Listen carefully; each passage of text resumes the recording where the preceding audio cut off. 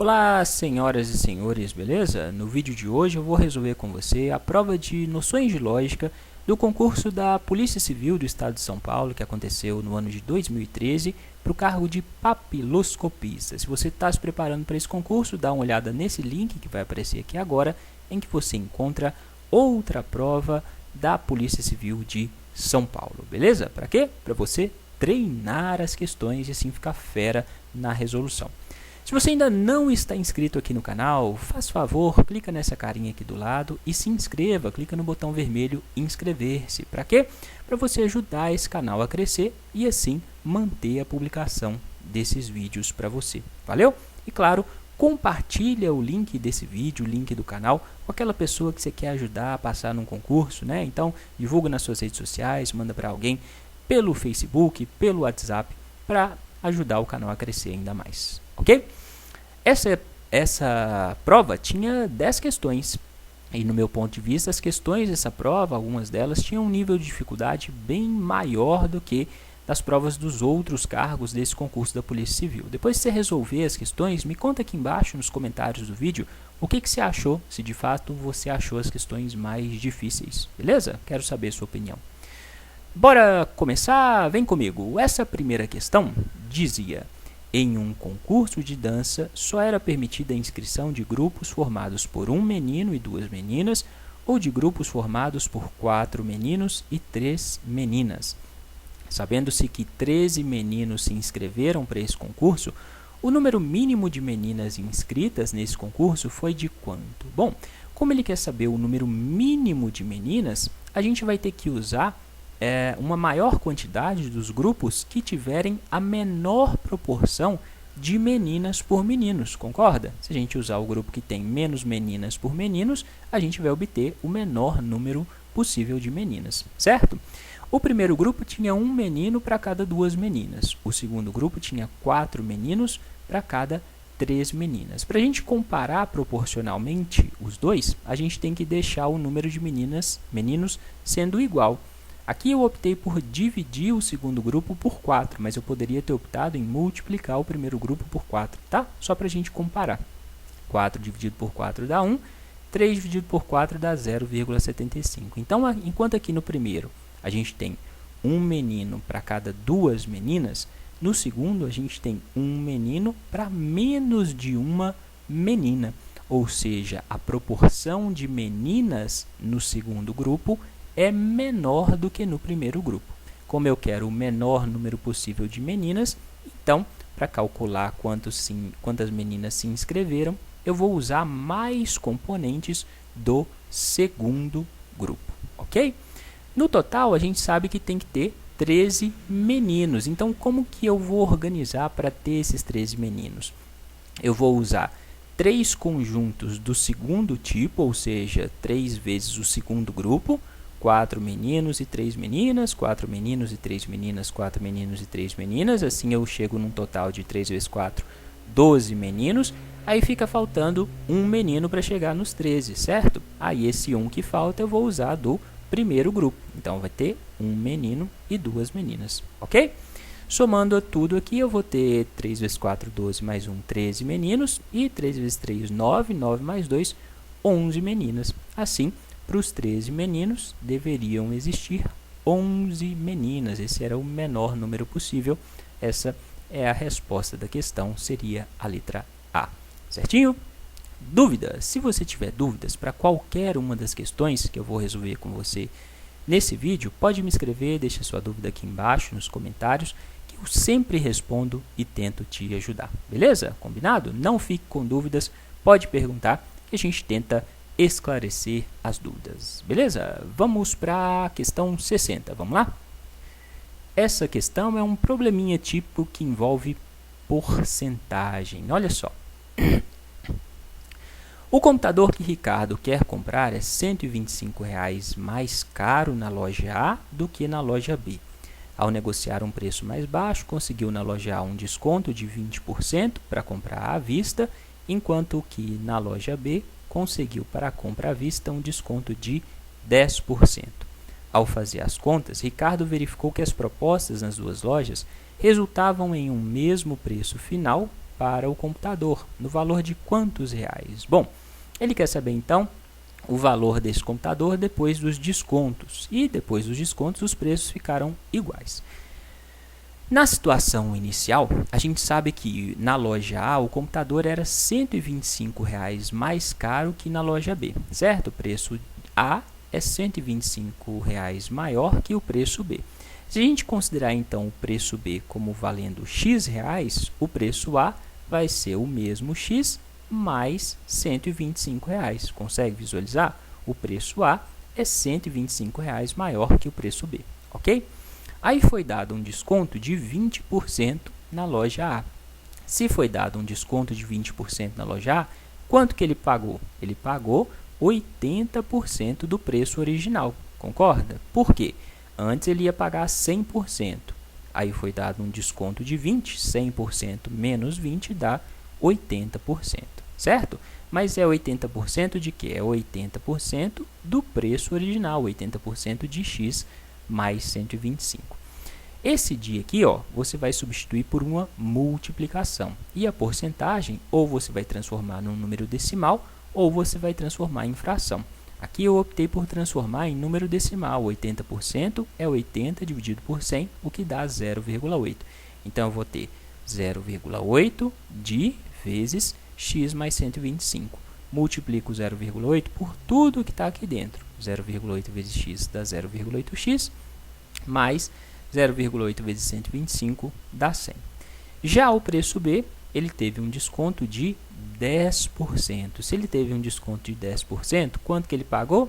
Pagou 90%, né? 100% menos 10 dá 90%. E é 90% de quê? 90% do preço anterior, 90% de x, o que dá 0,9x, certo?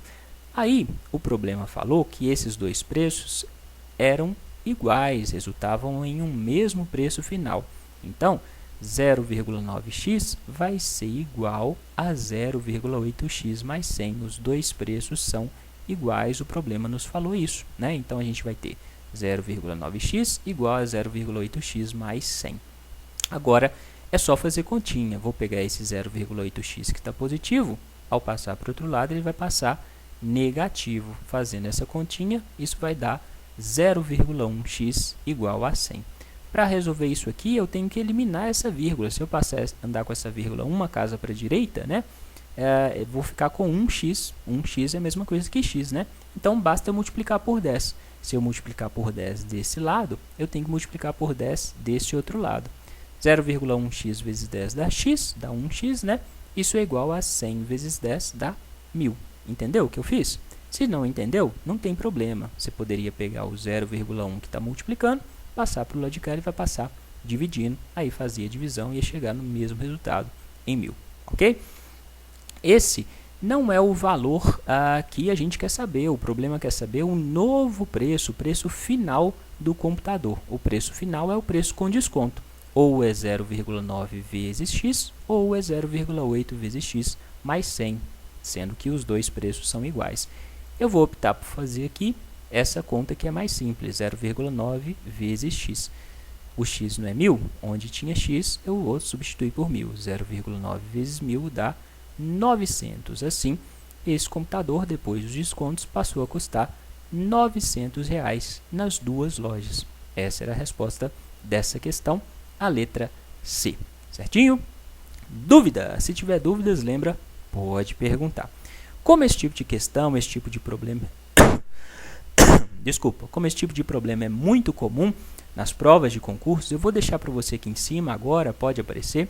Nesse link você encontra uma outra questão de um outro problema semelhante a esse, envolvendo porcentagem e continhas para você treinar, tá? E aqui embaixo na descrição do vídeo também vai ter, é só você clicar em mostrar mais, você encontra outra questão diferente de um problema semelhante a esse para você treinar, beleza? Então, pega essas questões para fazer, para você ficar fera na resolução delas.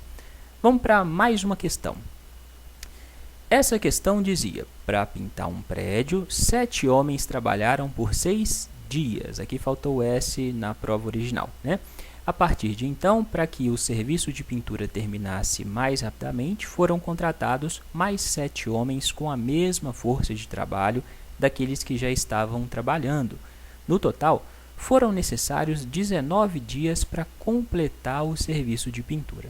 Se todos os 14 homens estivessem trabalhando juntos desde o primeiro dia de serviço, a pintura do prédio ficaria pronta em quantos dias? Bom, nesse caso, a gente pode resolver essa questão de algumas formas diferentes. Eu vou mostrar para você aqui no vídeo 2 formas diferentes para resolver essa questão. Na primeira forma, a gente vai considerar a produtividade desses trabalhadores. Por quê? O problema fala que os novos homens contratados tinham a mesma força de trabalho dos que já estavam trabalhando. Se eles têm a mesma força de trabalho, a produtividade vai ser igual, né? Então, vamos supor que cada um desses homens pintasse 1 metro quadrado por dia. No início da obra, os 7 homens trabalharam por 6 dias. Se um homem pinta 1 metro quadrado por dia, 7 homens vão pintar quantos metros quadrados em 6 dias? Para a gente saber, basta multiplicar 7 vezes 6. 6 vezes 7 dá 42 metros quadrados. Para que eu estou fazendo isso? Sabendo a produtividade, a gente vai conseguir calcular qual é o tamanho total da área que foi pintada, ok?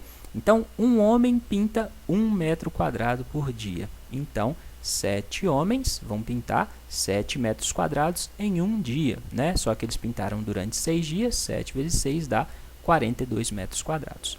Aí, depois desses 6 dias, foram contratados mais 7 homens. Então, depois do 6º dia, até o 19º, trabalharam 14 homens. Tinham 14 homens trabalhando na obra.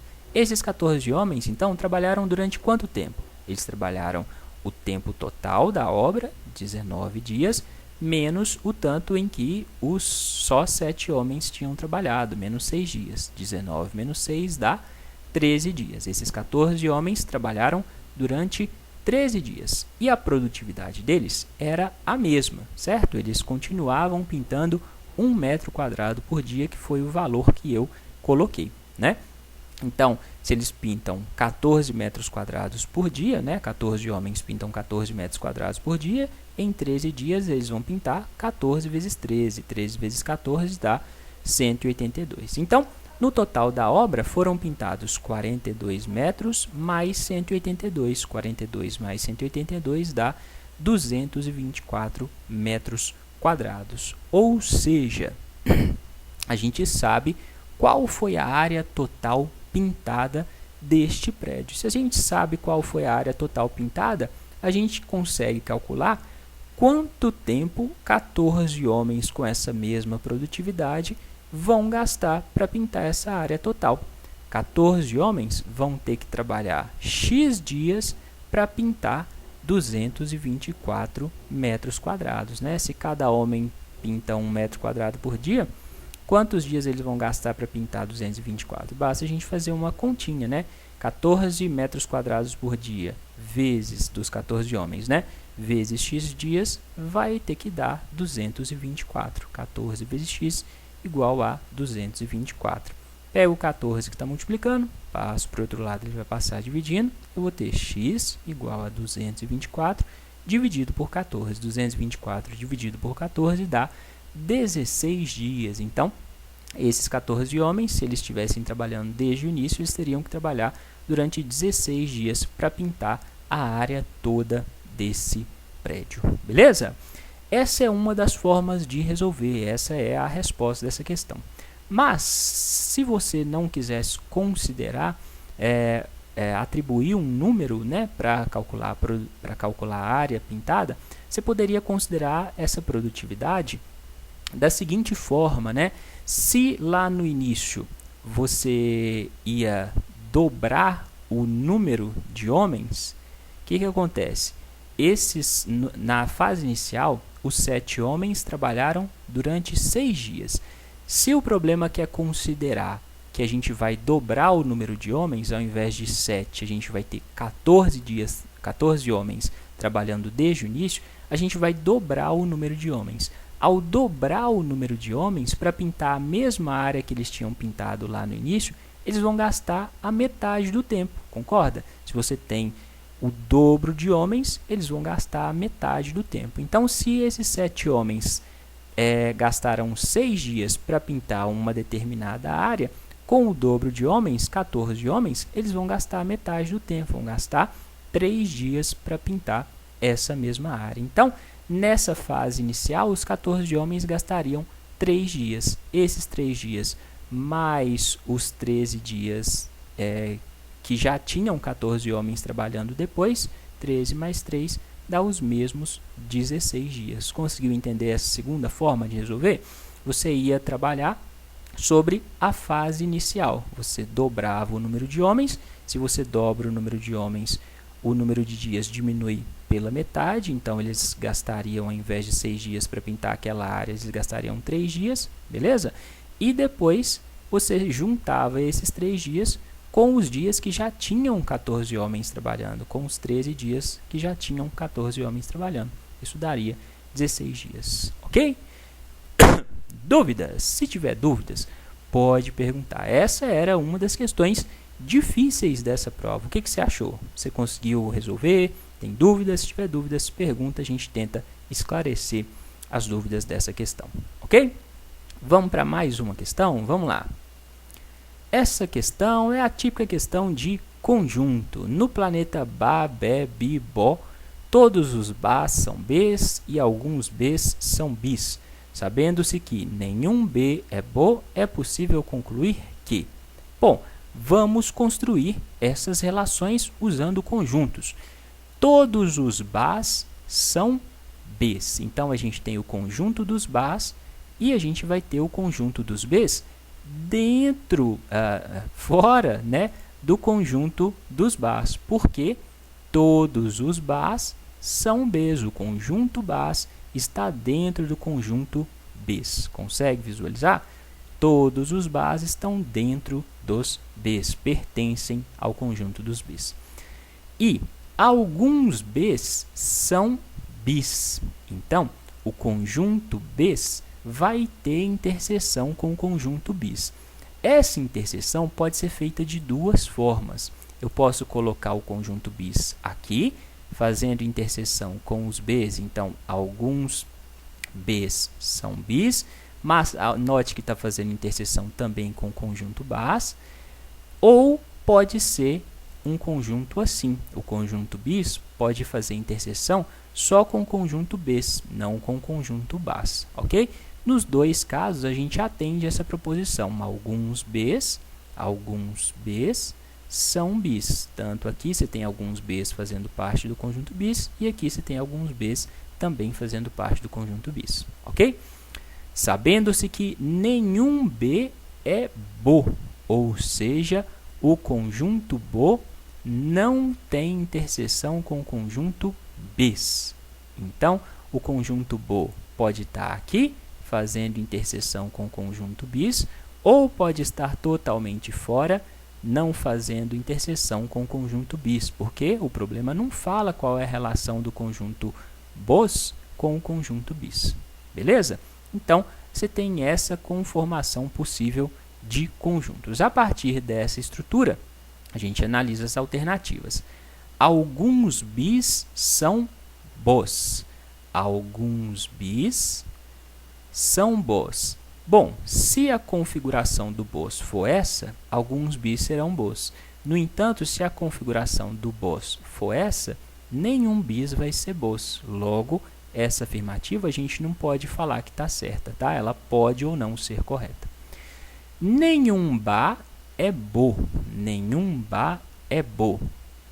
Vamos olhar o conjunto Bo. O conjunto Bo está aqui. Nesse caso, nenhum Ba é Bo. E nesse caso aqui também, nenhum Ba é Bo, né? Porque o Ba está aqui, beleza? Então, nenhum Ba é Bo em nenhum dos dois casos. Então, essa seria a resposta da questão. Tá certa essa afirmativa. Vamos ver as outras, só por curiosidade?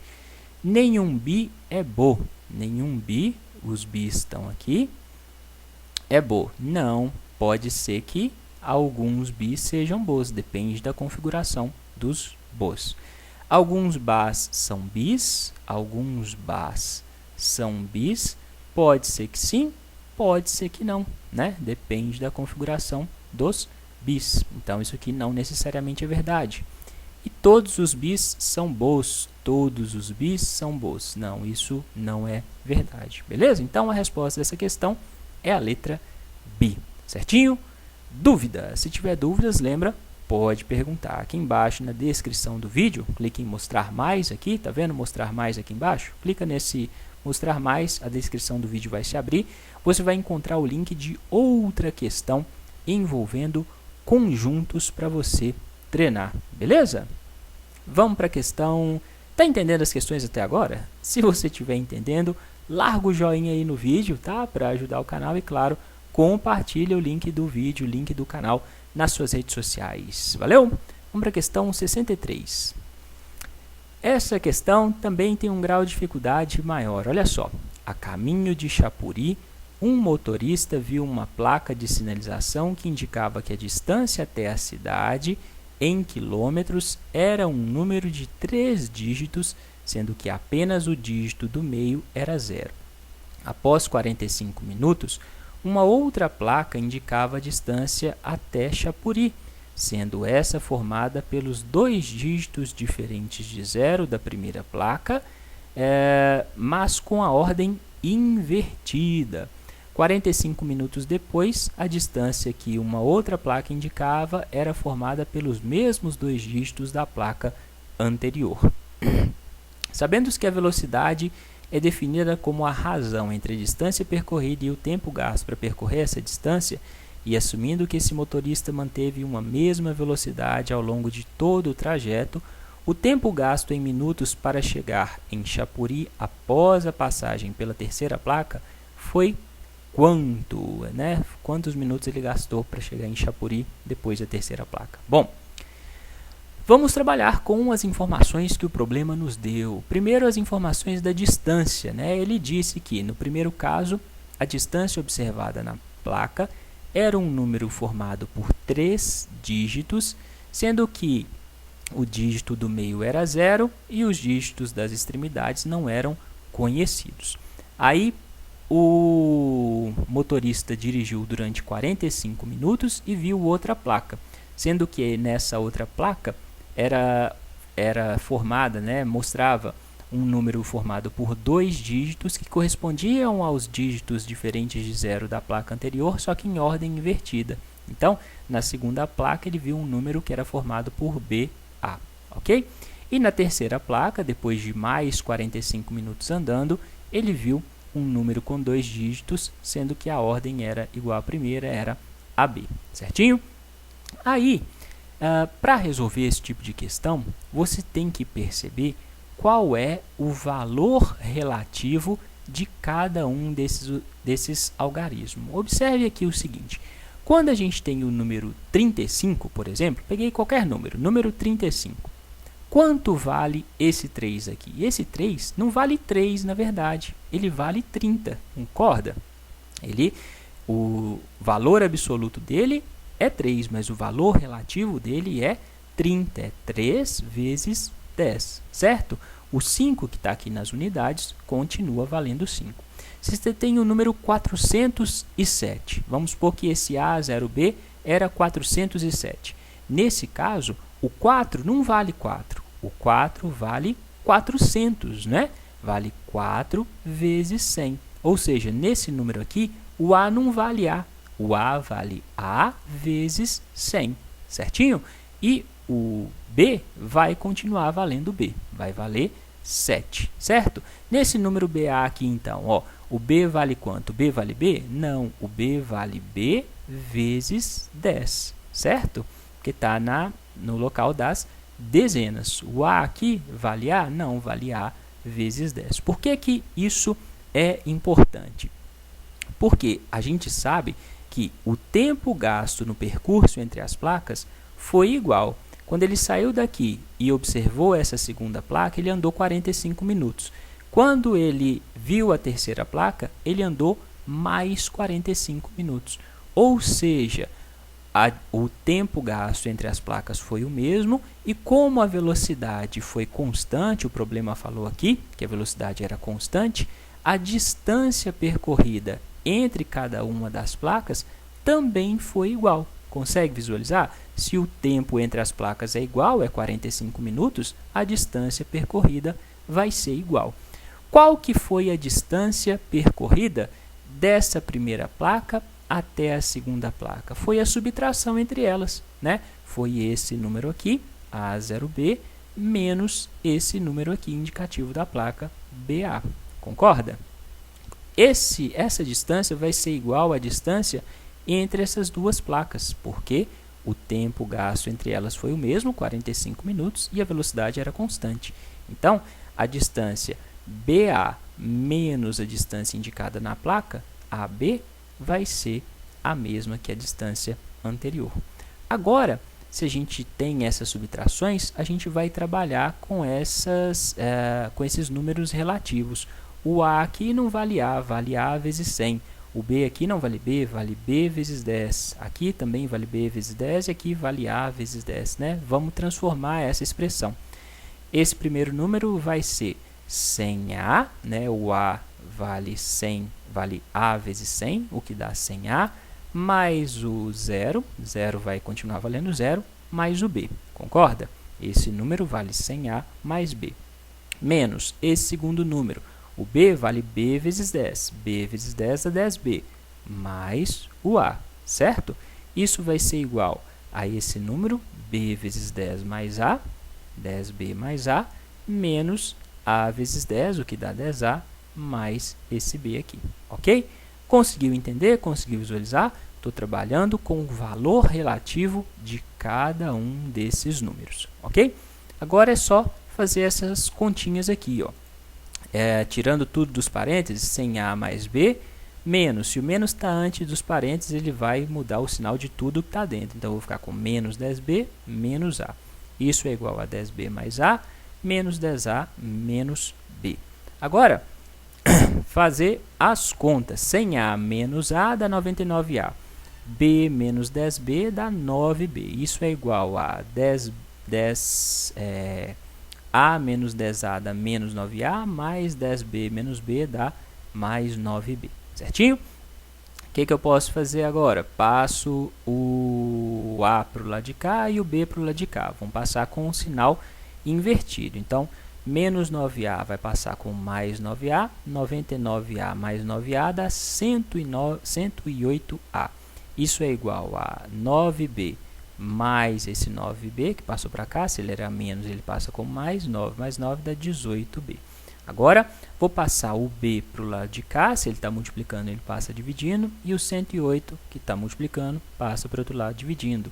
A sobre B é igual a 18 dividido por 108. Só multipliquei, passei para o outro lado cruzado. Ok? Simplificando aqui essa fração, posso dividir tudo por 18. 18 dividido por 18 dá 1. 108 dividido por 18 dá 6. Observe que a gente tem aqui uma fração irredutível. E eu sei que esses algarismos A e B, eles têm um dígito só, né? Por quê? Porque eles estão aqui no local da centena, no local da unidade, eles têm um dígito só. Essa fração irredutível é irredutível. Se eu multiplicar por 2, eu vou continuar tendo, por exemplo, números com um dígito só? Não, ó, 2 vezes 1 dá 2, 2 vezes 6 dá 12. Então, isso me indica que o A necessariamente vai valer 1 e o B necessariamente vai valer 6. Consegue visualizar? A é igual a 1, B é igual a 6. Se eu sei que o A vale 1 e o B vale 6, eu consigo determinar quais eram essas placas. Olha só. A igual a 1, B igual a 6. Aqui eu tenho A igual a 1, 1, 0 e o B, 6, 106 metros. Aqui, BA, 61 metros. E aqui AB, 16 metros. Ou seja, faltam 16 metros para o carro, para o motorista percorrer até chegar em Chapuri. Agora a gente vai trabalhar com a questão da velocidade, que era constante. O problema falou para a gente que a velocidade é igual à razão, a divisão entre a distância e o tempo. a gente sabe que a velocidade era constante. Então, a velocidade que ele vai usar no fim do trajeto vai ser igual à velocidade que ele usou lá no início. Vamos fazer velocidade igual a velocidade, vou substituir isso por distância sobre tempo. Qual que vai ser a velocidade dele nesse trajeto final? A velocidade vai ser a distância que ele tem que percorrer no fim, 16 metros, dividido pelo tempo t, que é o que a gente quer saber. Essa velocidade final é igual à velocidade que ele usou no início. Qual que é a velocidade que ele usou no início? É igual à distância que ele percorreu. A distância que ele percorreu no início foi 106 metros menos 61 metros. Concorda? Distância que ele percorreu no início dividido pelo tempo que ele gastou. Quanto tempo ele gastou nesse trajeto dessa placa até essa? Gastou 45 minutos, dividido por 45, né? 106 menos 61, 6 menos 1 dá 5, né? 10 menos 6 dá 4, então vou ter 45 sobre 45. Pego esse t que está dividindo, passo por onde que ele vai passar multiplicando, então vou ter 16 igual a t vezes 45, tudo dividido por 45. Corta esse 45 com esse 45, vai sobrar t igual a 16 minutos. Então, essa seria a resposta dessa questão, a letra E. Certinho? Dúvida? Se tiver dúvidas, pode perguntar. Essa questão estava entre as questões difíceis dessa prova, tá? Então, você tinha que trabalhar com o valor relativo dos algarismos, valor relativo. Observe aqui, esse A ele não vale A, ele vale A vezes 100, ok? Era muito importante você ter essa noção para conseguir resolver essa questão. Aqui embaixo, na descrição do vídeo, vou deixar para você o link de outra questão envolvendo números, né, e o valor relativo de números para você treinar. E talvez vai aparecer aqui em cima, tá? Era uma questão, se não me engano, que caiu no concurso do Banco do Brasil. Dá uma olhada se aparecer aqui o link na primeira questão da prova do Banco do Brasil para você trabalhar essa propriedade do valor relativo dos números. Combinado? Vamos para a próxima questão, questão 64. Vamos lá. Essa questão é uma questão para você relaxar na prova, uma questão tranquila e legal de resolver. Antônio, Bernardo e Caetano são 3 amigos. Sempre que uma pergunta é feita a eles, 2 falam a verdade e 1 mente. Um só que mente, os outros 2 falam a verdade. Ao serem questionados sobre quem era o mais velho, eles responderam. O Antônio falou: o Bernardo nasceu primeiro. Se o Bernardo nasceu primeiro, o Antônio falou que o Bernardo era o mais velho, né? Quem nasce antes é mais velho. Bernardo nasceu primeiro, ou seja, o Bernardo era o mais velho. Aí o Bernardo falou: eu não sou o mais velho, não. E o Caetano falou: é o Antônio que é o mais velho. O nome de quem mentiu ao responder essa pergunta e o nome do mais velho dos amigos são respectivamente quais? Bom, a gente tem então que analisar essas frases, né, e ver quem que estava mentindo. O Antônio falou que o Bernardo era o mais velho. Já o Bernardo falou que ele não era o mais velho. Observe então que essas duas afirmações são contraditórias. O Antônio falou que o Bernardo é mais velho e o Bernardo falou que o Bernardo não era o mais velho. Se as duas afirmações do Antônio e do Bernardo são contraditórias, um dos dois necessariamente está mentindo, né? Se elas são contraditórias, só um deles pode estar falando a verdade. Como a gente sabe que só uma pessoa mente e o mentiroso vai ser ou o Antônio ou o Bernardo, necessariamente o Caetano falou a verdade. Se o Caetano falou a verdade, a gente conclui que o Antônio então o Caetano necessariamente falou a verdade, a gente conclui que o Antônio é o mais velho, certo? Se o Antônio é o mais velho, quem que mentiu? Quem mentiu foi o próprio Antônio, porque ele falou que era o Bernardo que era o mais velho, né? E quando na verdade era ele que era o mais velho. Então, quem mentiu foi o Antônio e quem era o mais velho era o mesmo Antônio. A resposta da questão seria a letra C, certinho? Dúvidas? Se tiver dúvidas, pode perguntar, deixe sua dúvida aqui embaixo nos comentários do vídeo. Essa questão é bem legal, eu gosto de resolver esse tipo de questão. O que você acha? Aqui na descrição do vídeo vai ter outra questão semelhante a essa para você treinar, valeu? Vamos para a questão 65, vamos lá? essa questão, uma questão que não é tão difícil, mas tem que pensar um pouquinho para conseguir resolver. É uma questão de sequência, né?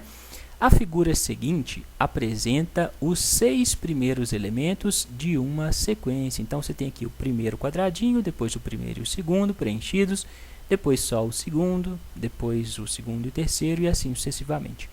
Sendo a figura seguinte o último elemento dessa sequência, o total de elementos da sequência é qual, né? Então, quer saber qual é o número total de elementos dessa sequência. Nesse problema, eu vou resolver com você também de 2 formas diferentes, e aí você vê aquela que você consegue entender mais facilmente, beleza?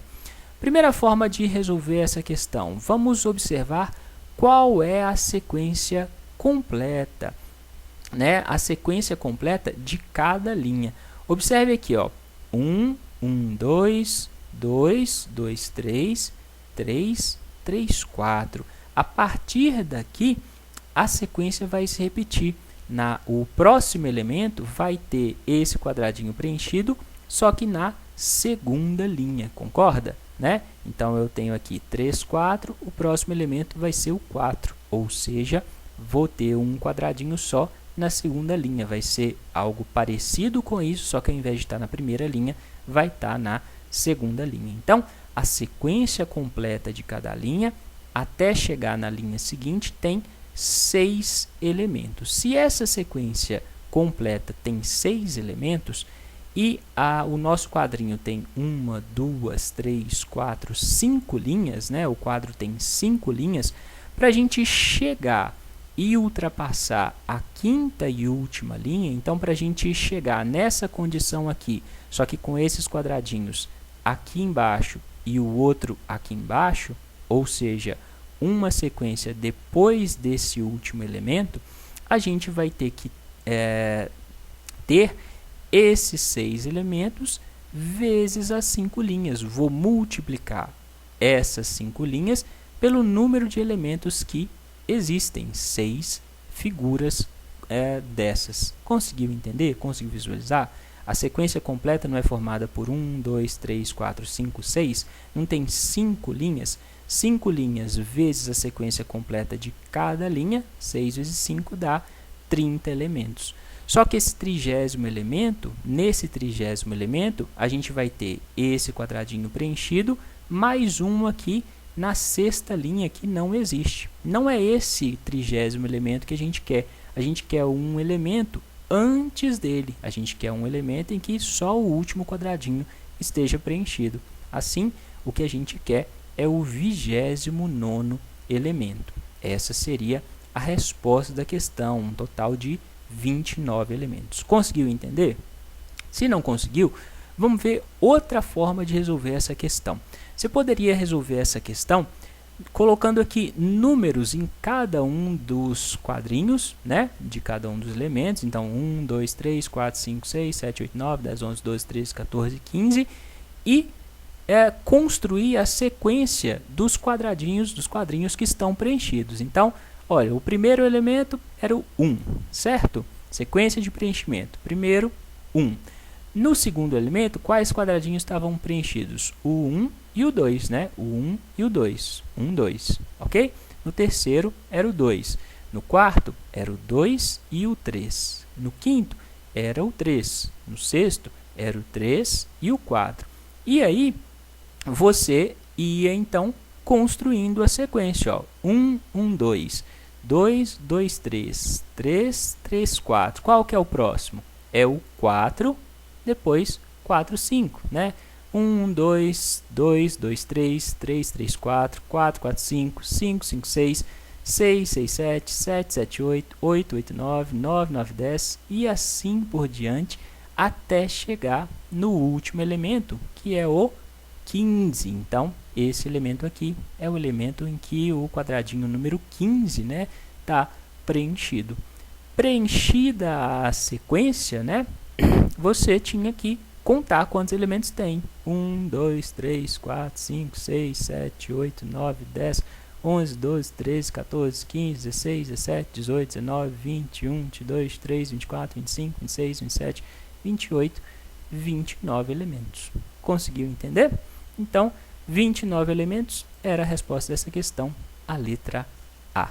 Você poderia ir por um raciocínio mais direto, né, mais lógico, ou poderia construir essa sequência de preenchimento até chegar no preenchimento do último quadrinho, que é o quadradinho número 5, ok? Dúvida? Se tiver dúvidas, pode perguntar, não fique com vergonha e não fique com a dúvida, ok? Pode me escrever, escreve aqui embaixo nos comentários do vídeo. Vamos para a questão 66, vamos lá? Essa questão não era tão difícil, olha só. Para sair do fundo de um buraco de 1.510 centímetros de profundidade, uma minhoca consegue subir 111 centímetros a cada 5 minutos. A cada 15 minutos, a minhoca precisa parar por 1 minuto para descansar.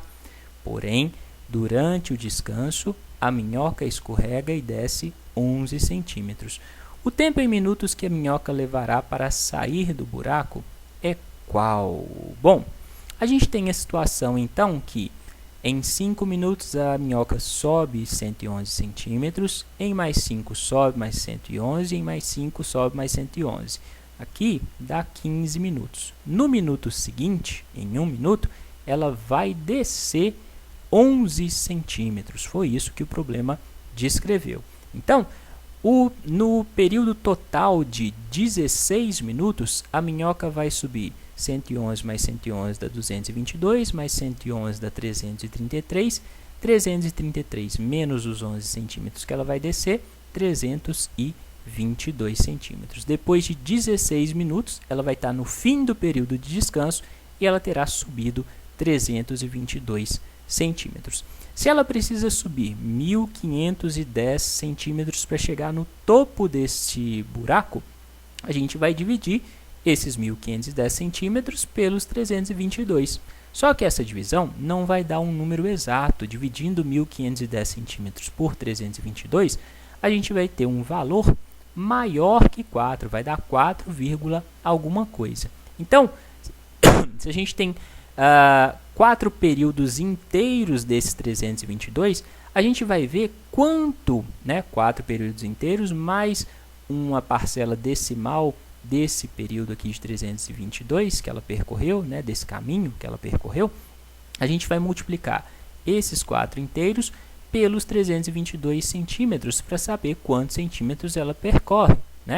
4 vezes 322 dá 1.288 centímetros. Então, em 4 vezes 16 minutos, em 64 minutos, ela terá subido 1.288 centímetros. Aqui, gente, a gente já está considerando o tanto que ela sobe e o tanto que ela desce quando ela já está descansando, Então, depois de 64 minutos, ela terá subido 1.288 centímetros e estará no fim do período de descanso. A partir daqui, a gente tem que fazer período por período. Terminou o período de descanso, ela vai subir mais 5 minutos, Fazer passo a passo. Então, está lá nos 64 minutos. Vai subir mais 5 minutos. 64 mais 5 dá 69 minutos. Quantos centímetros ela vai subir? Vai subir mais 111 centímetros. Então, se ela estava na posição 1.288, ela vai subir mais 111. 1.288 mais 111 dá 1.399. Chegou lá no topo? Não. Então, tem que subir mais 5 minutos. Ela estava com 69 minutos. 69 mais 5 dá 74. Nesses 74 minutos, ela vai subir mais 111, nesses 5 minutos que chegaram a 74, vai subir mais 111. 1.399 mais 111 dá 1.510 centímetros. Ou seja, depois de 74 minutos, a minhoca terá subido 1.510 centímetros, Ela vai ter subido 1.510 centímetros e chegado ao topo desse buraco, estando pronta para sair. Essa seria a resposta dessa questão, a letra D. Certinho? Dúvida? Se tiver dúvidas, pode deixar sua dúvida aqui embaixo nos comentários do vídeo. Esse tipo de problema é bem legal, Você tem que pensar bastante para conseguir visualizar, mas essa questão, dentre as questões dessa prova, não estava de fato entre as mais difíceis, era uma questão até legal de resolver. Vamos para a questão 67, vamos lá? Essa questão é uma questão difícil, olha só. Gabriel e Giovanni são dois irmãos gêmeos que têm o hábito de escolher a mesma cor para os pares de meia que vão calçar. Para que isso, né, gente? Assim, por exemplo, se um deles em certo dia usa meias pretas, o outro também usa meias pretas nesse dia. Eles guardam suas meias em um mesmo saco que está sempre desorganizado, de modo que as meias estão misturadas e não estão arrumadas em pares de mesma cor. Em certo dia, o saco tinha um total de 12 meias marrons, 16 meias pretas e 30 meias brancas. Nesse dia, para decidir qual cor usariam, começaram a tirar uma meia por vez do saco, até que fossem tiradas 4 meias da mesma cor. O número máximo de retiradas que eles farão do saco até conseguirem as 4 meias da mesma cor vai ser qual? Bom, observe que esses dois irmãos, eles têm 3 cores de meias. Eles têm 12 meias marrons, 16 meias pretas e 30 meias brancas. Como a gente quer saber o número máximo de retiradas que eles têm que fazer para conseguir obter 4 meias da mesma cor, a gente vai usar o chamado princípio da gaveta, mas a gente vai usar o princípio da gaveta, como a gente quer o número máximo, considerando que esses dois irmãos são muito azarados, eles têm um azar danado, né? Sabendo que eles são azarados, a gente vai achar o maior número possível de retiradas que eles têm que fazer para conseguir achar as 4 meias da mesma cor, né? Então, se eles são azarados, eles vão fazer uma primeira retirada, né? Primeira retirada, tirou uma meia branca. Como ele é azarado, ele não vai tirar outra meia branca. Na segunda retirada, ele vai retirar uma meia marrom, certo? E a terceira retirada, que ele fizer lá do saco de meias, vai tirar uma meia preta. Ou seja, de 3 meias que eles tiraram, tiraram uma meia de cada cor. Ou seja, está muito longe de conseguir meias com a mesma cor. Consegue visualizar? Quanto azar, né? Se eles fossem sortudos, eles teriam tirado, por exemplo, 2 meias brancas e uma preta, ou 2 meias marrons e uma preta, ou então 3 meias pretas, beleza? Mas não, eles são muito azarados. Ainda assim, eles vão continuar retirando. Na próxima retirada, eles vão tirar também uma meia de cada cor, né? Mais uma branca, mais uma marrom, mais uma preta. Ou seja, eles têm 2 meias de cada até esse momento, até a sexta retirada. Na sétima retirada, eles continuam com azar, ou seja, continuam tirando uma meia de cada cor, né? Se eles tirassem meias de cores iguais, isso significaria que eles estariam com sorte. Aí o número de vezes que eles teriam que retirar seria menor. Então a gente está considerando que eles estão com azar para obter o número máximo, que é o que o problema quer. Beleza? Então, na nona retirada, observe que eles já têm 1, 2, 3 meias brancas, 1, 2, 3 meias marrons, 1, 2, 3 meias pretas.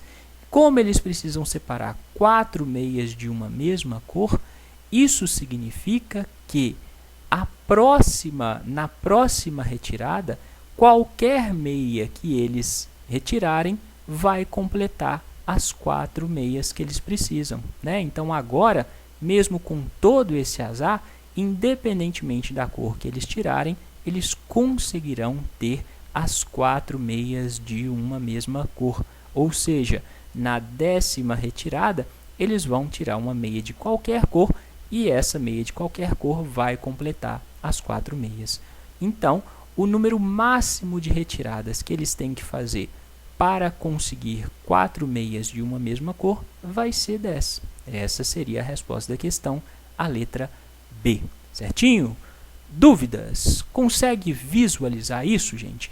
Como ele está pedindo o número máximo de retiradas, você tem que considerar essa questão do azar, vamos chamar assim, né? Da menor chance de eles tirarem as 4 meias da mesma cor.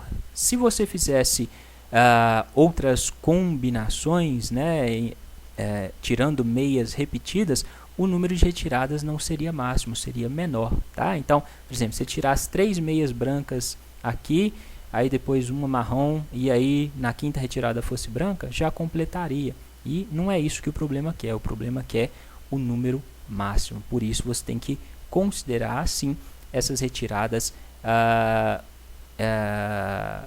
de forma que eles não consigam, né, demorem a conseguir obter o que eles querem, as 4 meias de uma mesma cor. Beleza? Dúvidas? Se tiver dúvidas, pode perguntar. Se você tiver resolvido essa questão de uma outra forma, conta aqui embaixo nos comentários do vídeo como você resolveu, tá bom? Vamos para a questão 68. Vamos lá? Essa questão que é a última questão dessa prova e é uma questão bem difícil, bem trabalhosa. Olha só. Um programa de computador inicia com uma tela preta e um ponto branco nessa tela. Então, tem lá uma tela preta com um ponto branco. Um ponto só, né? Depois de 3 segundos, esse ponto branco tem a sua cor trocada para vermelho e um novo ponto branco é exibido em algum lugar da tela que esteja preta. O programa continua de maneira que, a cada 1 segundo, para cada ponto vermelho, um novo ponto branco é exibido na tela. Cada ponto branco, após 3 segundos de exibição, torna-se vermelho e origina um novo ponto branco em alguma região preta da tela. Então, depois de 1 segundo, o que é vermelho gera, para cada ponto vermelho, é gerado um novo ponto branco.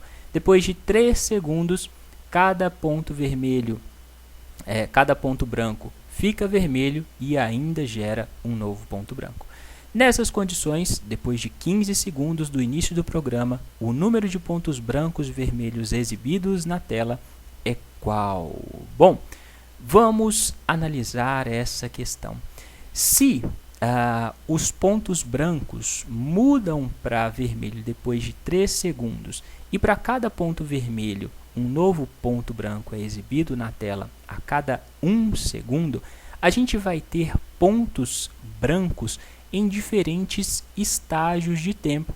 A gente vai ter um ponto branco com 1 segundo, um ponto branco com 2 segundos e quando o ponto branco passar 3 segundos, né, tiver 3 segundos de vida, ele vai mudar de cor, ele vai ficar vermelho. Então, você tinha que considerar para resolver essa questão os pontos brancos em diferentes estágios de vida, vamos chamar assim. Tem o ponto branco verde aqui, né? O ponto branco verde é ótimo, né? O ponto branco que eu chamei de B1, que é o ponto branco com 1 segundo de vida. O ponto branco 2, que é o ponto branco que tem 2 segundos de vida. E o ponto branco 3, que tem 3 segundos de vida. Aí, o problema fala que a cada 1 segundo, para cada ponto vermelho, um novo ponto branco é exibido na tela. Então, passou 1 segundo, para cada 1 vermelho, esse 1 vermelho vai gerar um ponto branco com 1 segundo de vida, que está no estágio de 1 segundo de vida. Ou seja, para cada ponto vermelho, eu vou somar x pontos brancos. Se eu tiver x vermelhos, eu vou somar depois de 1 segundo x B1, x pontos brancos no estágio 1. Certinho? Entendeu até aqui? Aí, para cada 1 segundo que passar, esses pontos brancos vão mudar de estágio, né? O B1 vai se tornar B2, né? Ele não vai ter mais depois de 1 segundo, o B1 não vai ter mais 1 segundo de vida. Ele vai ter 2 segundos de vida, porque ele vai ter existido durante 2 segundos. Consegue visualizar isso? Então, cada B1 se torna B2 e cada B2 se torna B3, ok? Se torna um ponto branco com 3 segundos de vida. E Da mesma forma, depois de 1 segundo, todos aqueles pontos brancos que forem B3, ou seja, que já estiverem com 3 segundos de vida, o que acontece com cada ponto branco após 3 segundos de exibição? Eles vão se tornar vermelhos, então cada B3 se torna vermelho, então eu vou somar um vermelho para cada B3 que eu tiver, e além disso vai gerar um novo ponto branco, ou seja, vai gerar um ponto branco que vai estar no estágio de 1 segundo de vida. Então, vou somar mais B1, certinho? Fazer esse raciocínio aqui é fundamental para você conseguir resolver essa questão. Aí, tendo essas codificações, esses códigos, a gente consegue montar a sequência.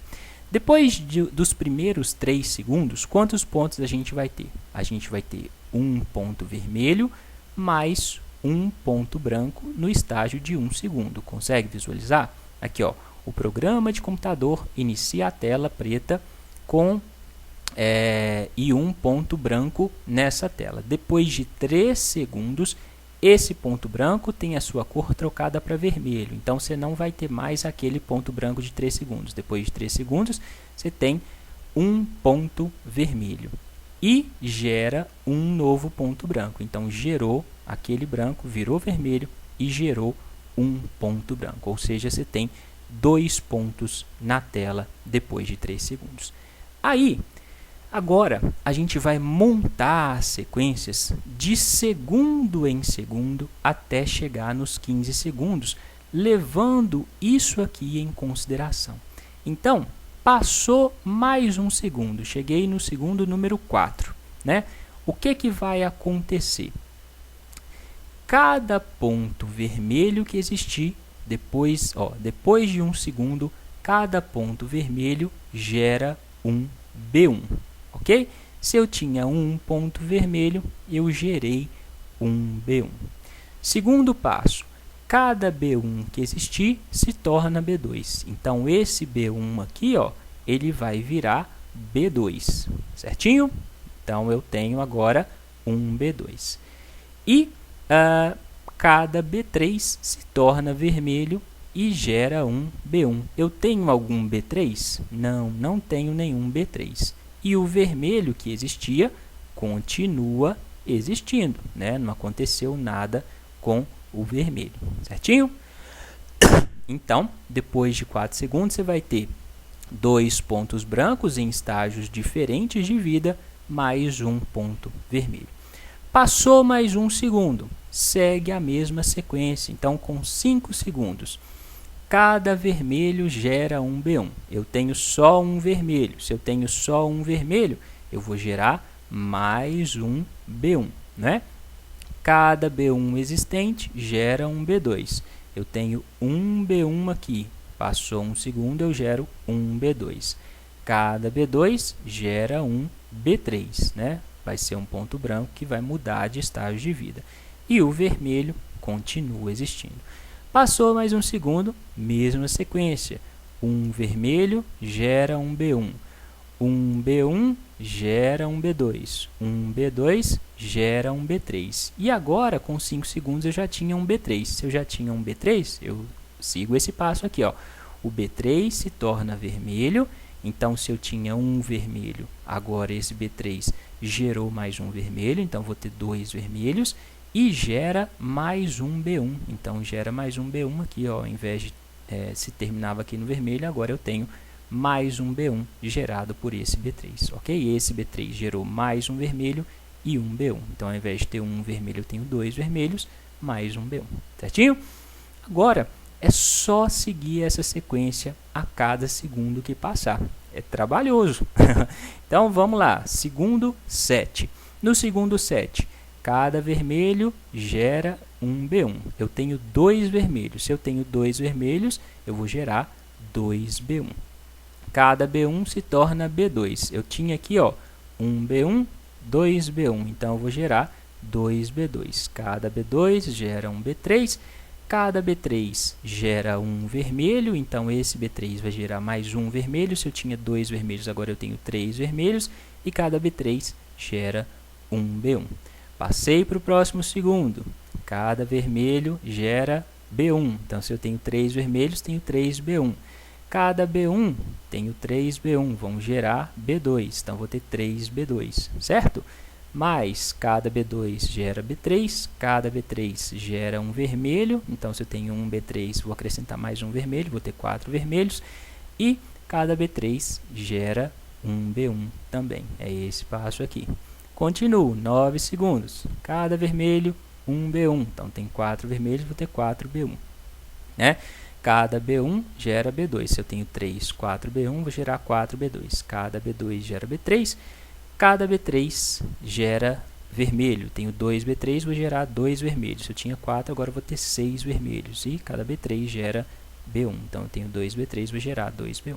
Você vai fazer esses passos até chegar em 15 segundos. Como o vídeo já está muito longo, não vou continuar fazendo essa sequência aqui, passo a passo com você, tá? Então, a sequência está aqui escrita, era só seguir esses passos até chegar em 15 segundos, né? Então, com 15 segundos, você ia chegar em 41 pontos brancos com 1 segundo, mais 41 pontos brancos com 2 segundos, mais 28 pontos brancos com 3 segundos, mais 60 pontos vermelhos, mais 19 pontos brancos com 1 segundo.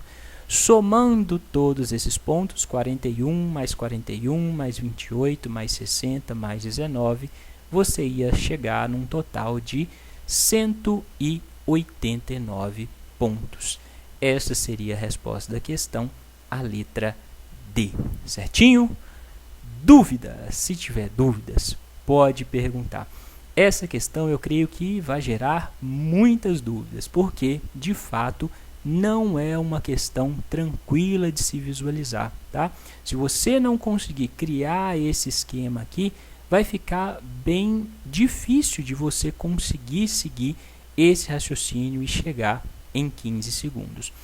Se você tiver outra forma de se resolver essa questão, compartilhe aqui com a gente, deixe seu comentário aqui embaixo para a gente poder discutir. Talvez possa existir uma outra forma mais fácil de se resolver essa questão. Eu consegui resolver essa questão dessa forma, mas eu achei bem trabalhosa, né? O que você achou? De fato, é trabalhosa, né? Enfim, pessoal, é isso. Essa era a última questão dessa prova. Espero que você tenha curtido as explicações, entendido as explicações, é o mais importante. Se não entendeu, deixa seu comentário. Se entendeu, larga o joinha aí no vídeo, compartilha esse vídeo com as pessoas, né, com as pessoas que você gosta, que você quer que passem no concurso junto com você. Coloca nas suas redes sociais, manda pelo WhatsApp e, claro, se inscreva aqui no canal, tá? Então, se você ainda não está inscrito, se inscreva, clica na carinha que está aparecendo em algum lugar aqui e no botão vermelho inscrever-se. No mais, é isso. Bons estudos, até a próxima!